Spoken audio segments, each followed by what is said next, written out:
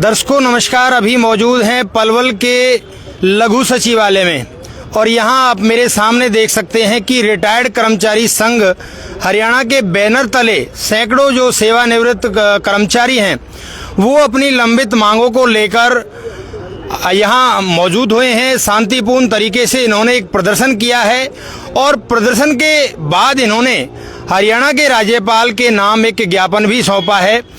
कुछ पदाधिकारी इस कमेटी के यहाँ पर मौजूद हैं, सभी बहुत भारी संख्या में आए थे।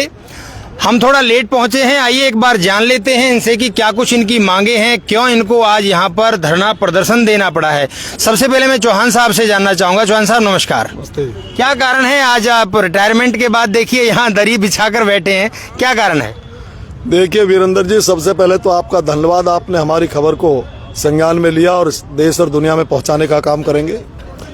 हमारी जो आज की यहाँ सारे लोगों का इकट्ठा होने का कारण था रिटायर्ड कर्मचारी का, वो इसलिए है कि आज पूरे हिंदुस्तान में जी सारे रिटायर्ड कर्मचारी जिस भी विभाग के हैं, चाहे केंद्र सरकार का है, राज्य सरकार का है, सभी जिला उपायुक्तों के माध्यम से अपने अपने गवर्नर्स को ज्ञापन दे रहे हैं जी। और उस ज्ञापन का विषय है कि भारत की जो सरकार है ये हर 10 साल के बाद एक वेतन आयोग घोषित करती है और उस वेतन आयोग में लाभ सरकार में जो काम करते हैं, सरकार इन सर्विस उनको भी और जो रिटायर्ड कर्मचारी है सभी को लाभ मिलता है जी। लगभग 25-30% उनकी पे बढ़ जाती है जी। महंगाई के हिसाब से इंक्रीमेंट सारी बढ़ जाती है, पे में बढ़ोतरी होती है। लेकिन पहली बार जब से ये वेतन आयोग लागू हुए हैं, पहली बार इस भारत की सरकार ने जो अपने आप को कहती है कि हम तो अब दुनिया की चौथी आर्थिक शक्ति बन गए हैं, ये 25 मार्च 2025 को एक लोकसभा में राज्यसभा में विधेयक पास किया जिसमें 8वें वेतन आयोग का फैसला था जी। और उस समय इन्होंने कहा कि हम आगे 1/1/26 से पहले जो भी रिटायर्ड कर्मचारी हैं उनकी संख्या लगभग केंद्र और इसमें देखें तो 1 करोड़ 22 लाख बैठती है जी। उसको ये कोई भी वेतन आयोग का लाभ देना नहीं चाहते जी। हर स्टेट में अलग अलग है। इसका बड़ा भारी हमने विरोध किया कि आप इस तरह क्यों करते हैं, जबकि सुप्रीम कोर्ट ने 2 बार ये फैसला कर रखा है कि रिटायर्ड कर्मचारी की पेंशन का अधिकार उसका मौलिक अधिकार है जी, बिल्कुल। उसे आप ले नहीं सकते। लेकिन इन्होंने विधेयक ला करके उस मौलिक अधिकार को भी उल्लंघन किया है और ये कहते हैं कि भाई हम ऐसा नहीं करेंगे।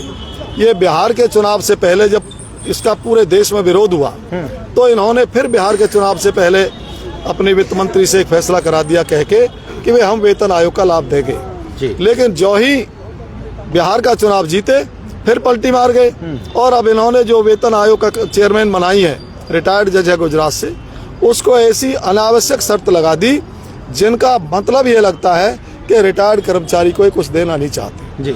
इसलिए तमाम ठीक नहीं है, ये बिल्कुल गलत है। अगर कोई व्यक्ति रिटायर्ड हो जाता है तो उसका तो सहारा ही है, बिल्कुल। अगर पेंशन ना होगी तो कैसे गुजारा करेगा। और आप इनको देखिए, एक व्यक्ति 12-12, 15-15, 14-14 पेंशन ले रहा है, उस पर भी टैक्स फ्री है। कर्मचारी की पेंशन पर टैक्स भी है, एक पेंशन मिलती है, 40-40 साल काम करते हैं उसके बाद एक पेंशन मिलती है। और ये अगर एक व्यक्ति कोई विधानसभा की शपथ ले ले, लोकसभा की शपथ ले ले और किसी कारण से विधानसभा या लोकसभा भंग हो जाए तो उसका अधिकार बन जाता है पेंशन का। बिल्कुल। ये जो कुटाराघात रिटायर्ड कर्मचारियों के साथ किया है, इसका पूरे देश में फिर विरोध हो रहा है और हम सरकार को ये चेतावनी भी देते हैं और उनसे अपेक्षा भी करते हैं कि उनको सद्बुद्धि आए और वो रिटायर्ड कर्मचारियों को भी वैसा ही लाभ दे जैसा सर्विस में है। स्टेट को पहले सेंट्रल गवर्नमेंट देगी, उसी का आंसर स्टेट गवर्नमेंट करेंगी, क्योंकि इस समय देश में ज्यादातर भारतीय जनता पार्टी का राज्य है, केंद्र में राज्यों में भी। तो हमारी लड़ाई केंद्र सरकार से है कि वो सारे रिटायर्ड कर्मचारी को उसी तरह लाभ दे जिस तरह सर्विस के लोगों को देती है। जी जी जी जी। रवि साहब क्या कहना चाहते हैं, कब तक चलने वाला है ये प्रदर्शन? ये जब तक सरकार मांग नहीं मानेगी जब तक हम इस प्रदर्शन को बिल्कुल चलाए रखेंगे। अब हमारा अगला जो प्रोग्राम है कुरुक्षेत्र में है। हाँ, बहुत बड़ी संख्या में इसमें आज जो प्रदर्शन हुआ है इसमें बहुत संख्या में लोग आए हैं। वैसे तो चौहान साहब ने आपको बात बताई है, लेकिन कुछ बातें ऐसी हैं कि जिनसे इस सरकार की मानसिकता को नापा जा सकता है।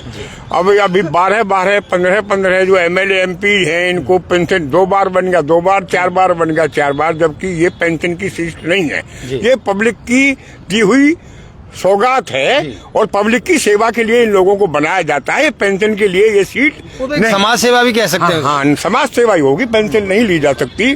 लेकिन जो सरकार की नीयत है और नीति है, इनका हम पुरजोर विरोध करेंगे, वैसे विरोध करते आए हैं। और जो पेंशन है, LTC है, एक कैशलेस स्कीम के बारे में मनोहर लाल खट्टर ने भी पहले कहा था, सैनी ने भी कहा है। अब उसको भी ढुलमुल रवैया, एक क्या है वो, क्या बना रहे हैं, वो कार्ड बनाया है, वो आयुष्मान कार्ड, उसको भी रलम पलम कर रहे हैं। उसको भी कोई अस्पताल नहीं मान रहा है।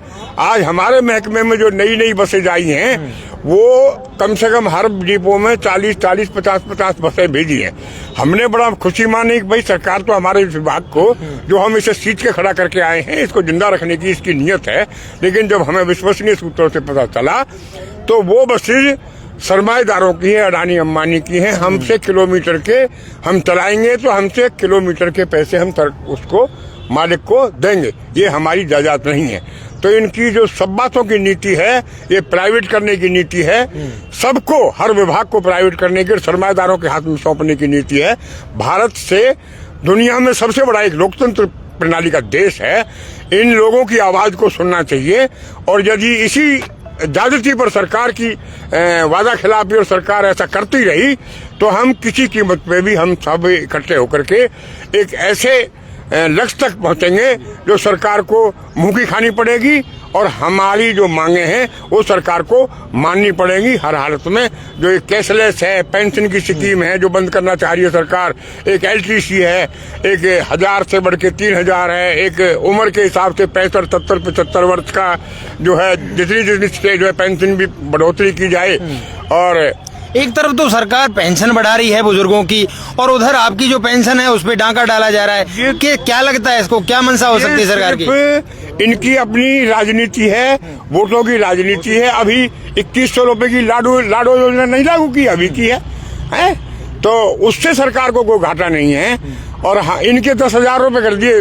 MP MLA के जो चंदा है, वो जो मेडिकल भत्ता है, वो 10,000 रुपए कर दिया है। तो हमारे स्टेट में ऐसा हुआ है या अन्य स्टेट में भी ऐसा हो रहा है? नहीं, हमारे स्टेट में हम तो अपने की कह रहे हैं जी।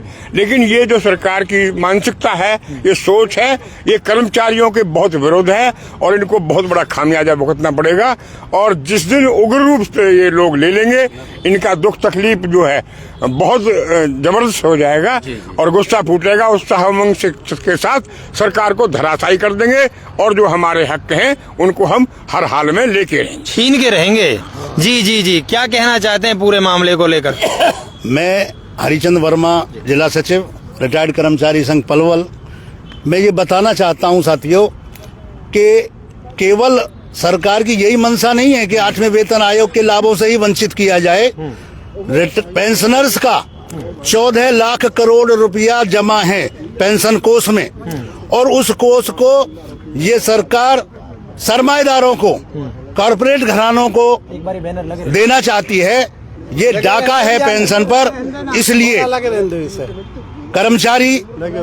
रिटायर्ड कर्मचारियों में रोष है और ये संघर्ष आगे जाएगा। जी।